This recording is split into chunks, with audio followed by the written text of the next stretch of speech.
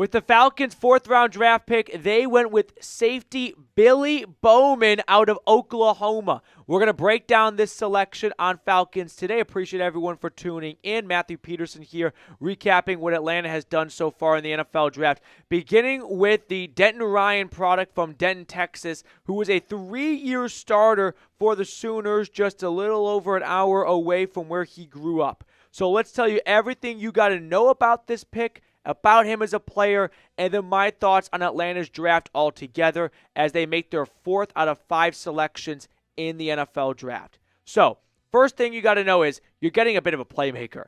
In 3 years for the Sooners, he had 11 career interceptions, including 6 in 2023.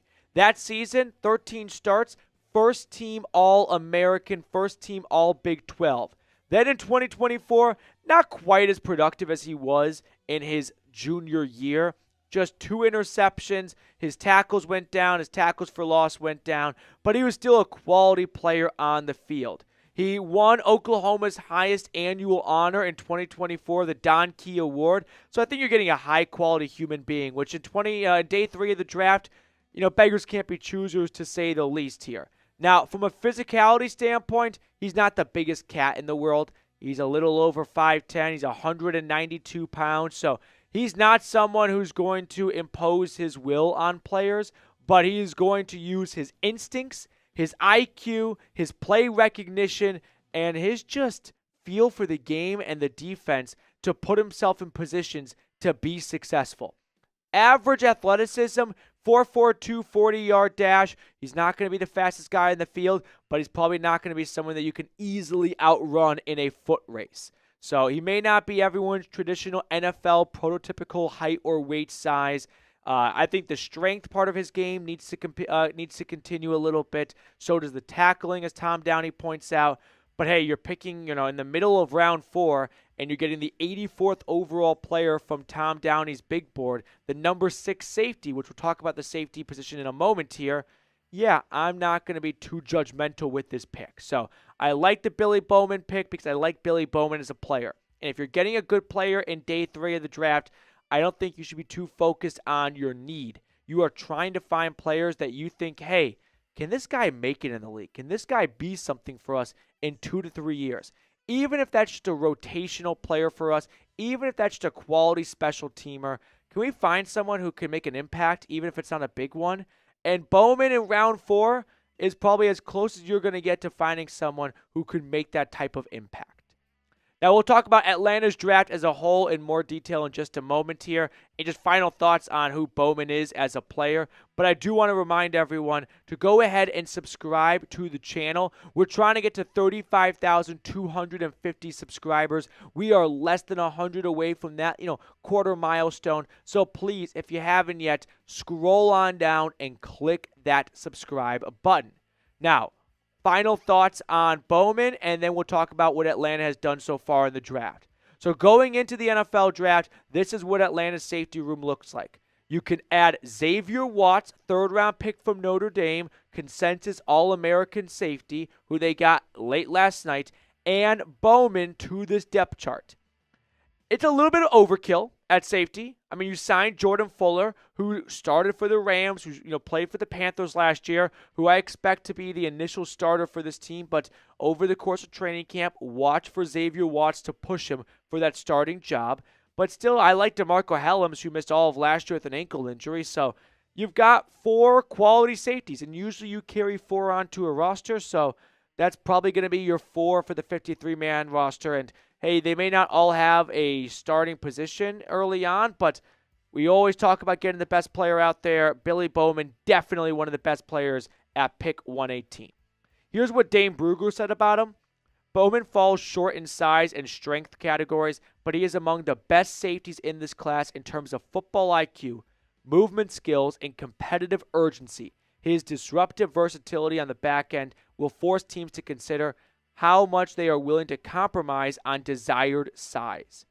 Before we get on with the rest of our breakdown for Atlanta's draft, I do want to give a quick shout out to our friends over at House of Atlas. That's a new shaving company that gifted us one of their razors, and honestly, I'm kind of blown away by it. Not only does it look insanely sleek sitting in my bathroom, but it gives me an incredibly close shave. The coolest part is the precision trim edge that's revealed by flipping back the strip for straight edges and detailing.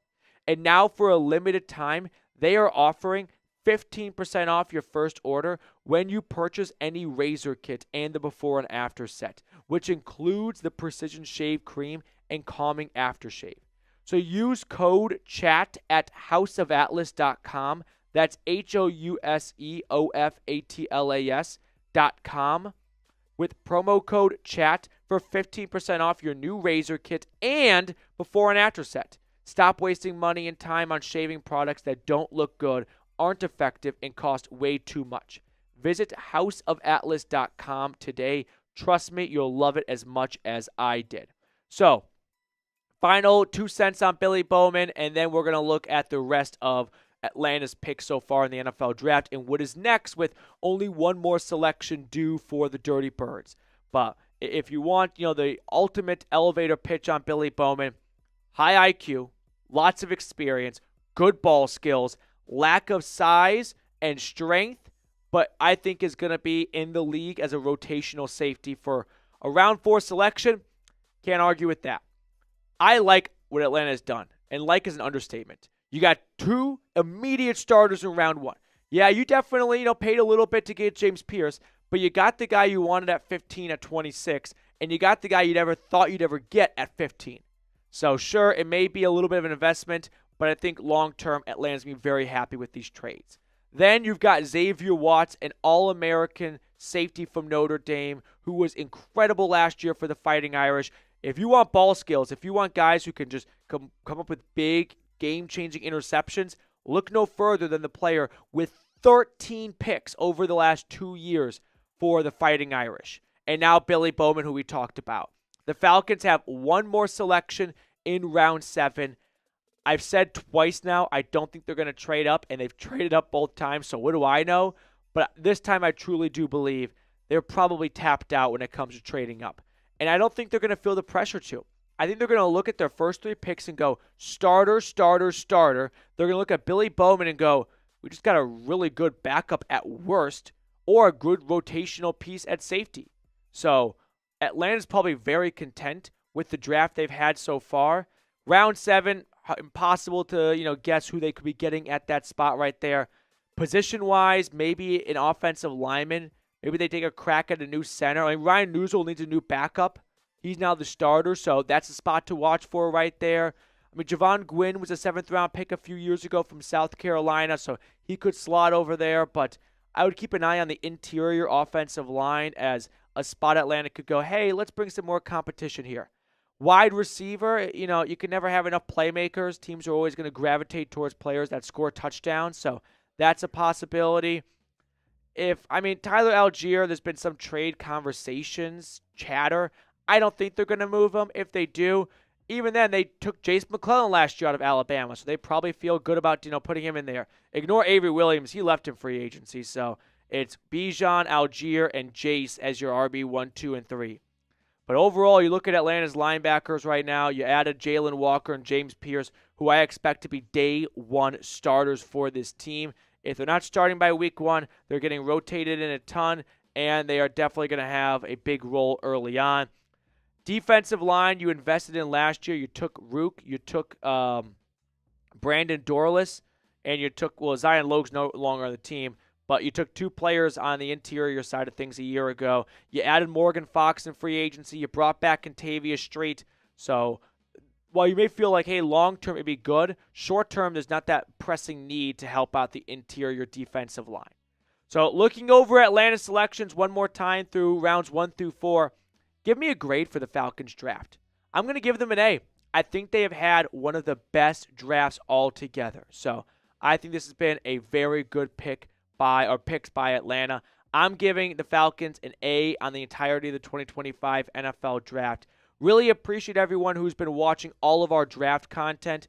It's day 3, so we're starting to, lose a little bit of that flame. I literally had to get a chair out just to wheel my old butt in here and stick out another 7 hours of the draft. So if you haven't yet, scroll on down and click that subscribe button.